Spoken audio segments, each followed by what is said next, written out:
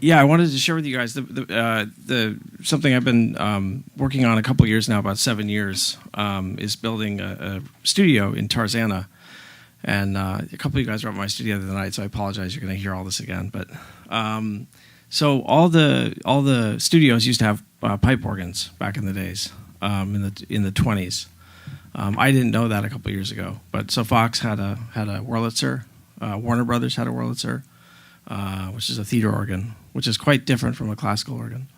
And then Paramount had one. Universal had a Robert Morton, which was a company that was in Van Nuys. And so these were these incredible instruments that were sort of ironically installed just as talkies came in. So basically, they were all installed and then removed very quickly from the studios, Fox being the exception. So the organ I bought was installed at Fox in 1928, and it stayed there till 1998. And you can sort of show it underway. Anyhow, it's this extraordinary instrument that was used by Bernard Herrmann, Dmitri Tiomkin, Alex North, John Williams. Anyone you think of, Jerry Goldsmith used it maybe more than anyone else. You hear it in The Day the Earth Sits Still, Journey to the Center of the Earth. It's the organ you hear in The Sound of Music when Maria gets married. John Williams used it in Empire of the Sun, Home Alone, The Fury, Witches of Eastwick. So it was this incredible instrument that had been kind of forgotten about.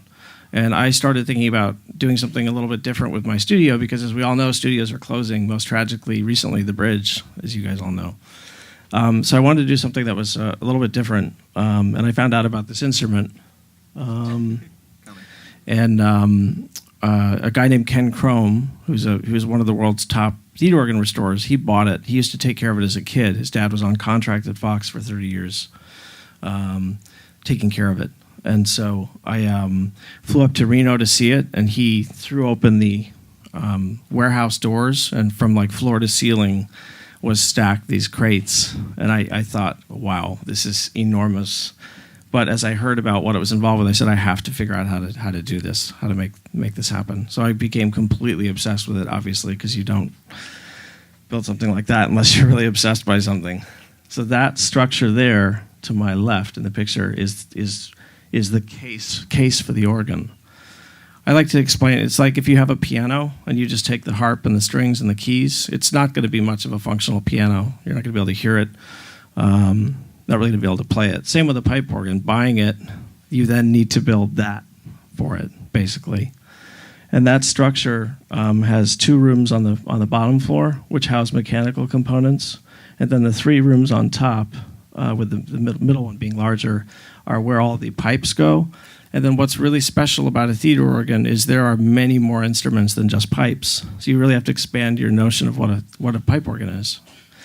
There's a marimba, glockenspiel, xylophone, cathedral chimes, a whole bunch of percussion, actual drums. So anything you hear the organ playing, if you hear it, it's real. And that entire structure is floating in the building because an organ has a lot of mechanical components that shake and rumble. And then they say that's when it was at Fox. So for those of you who've been to the Fox scoring stage, if you look in the back right corner next time you're there, up toward the ceiling are 2 large openings, and that's where all these pipes lived. So this was one of 2 chambers at Fox, and you can see the snare drum in the back. That's a marimba behind it. And then you've got all your various pipes. Some of them are flute pipes, string pipes. And so I built the chambers per the original blueprints at Fox. So they were the rooms that the pipes are in are, 16 feet long, 10 feet wide, and 12 feet tall. And some of the pipes, as you can see, are very large and very tall, and they get mitered over so that you don't need to have a huge cavernous space. They're actually 16 feet long. The ones on the right are actually called string pipes. So they're intended to sound like strings in an orchestra. So my excitement about this instrument was really, beyond the history of it, which is so exciting, was sort of introducing it back into film music again, where it belongs. So Danny Elfman was over about a month ago. He used it in The Grinch, and then I just used it all over the score for The House of the Clock on Its Walls, which comes out this weekend.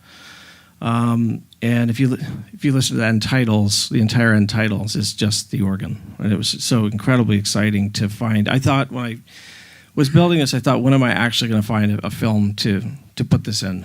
And then this film just landed in my lap, and I saw the rough cut of it, and there was actually on camera pipe organ. It's like, what are the chances? And so I got to begin experimenting with it, and it took 4 years to restore. A team of 5 guys did it, and it took that's the console when it was at Fox, or just after it came out at Fox. You can see it was in really bad shape. Someone had actually scratched a chord chart into the lacquer. I guess they didn't have paper one day. They just literally C7, D7, G7. So all of these stops around this rail, basically these instruments were created in the early 1900s to give one player as much possibility as possible to accompany a silent film. So you've heard that, all the bells and whistles. Well, that comes from pipe organ. And then pull out all the stops, same thing. So all of these stops have approximate. It's like an early synth, an orchestra. The red stops are reeds. So there's trumpet in there. You'd find trumpet. You'd find oboe. The yellow stops are strings.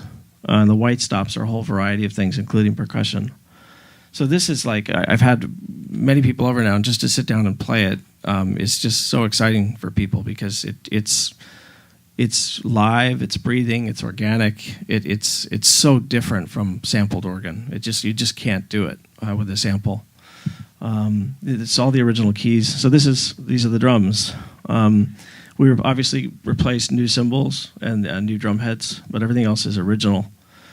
So this, in addition with silent film, if you were an organist playing a silent film, in addition to accompanying the music, you were supposed to do the Foley too. So if you look around, you'll see some really weird things, like the metal plate in the center has a mallet behind it. That was a fire gong. So if you're playing a silent film with a fire and the fire brigade shows up, you just hit that button. That's da-da-da-da-da-da, makes a sound. The black funnel-looking thing is an original klaxon horn.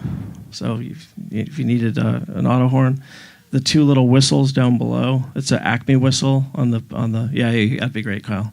There, and then the left is a police whistle, and then you've got sort of 3 beaters for the bass drum. You've got what was the timpani. It was supposed to sound like a timpani when these 2 guys, the 2.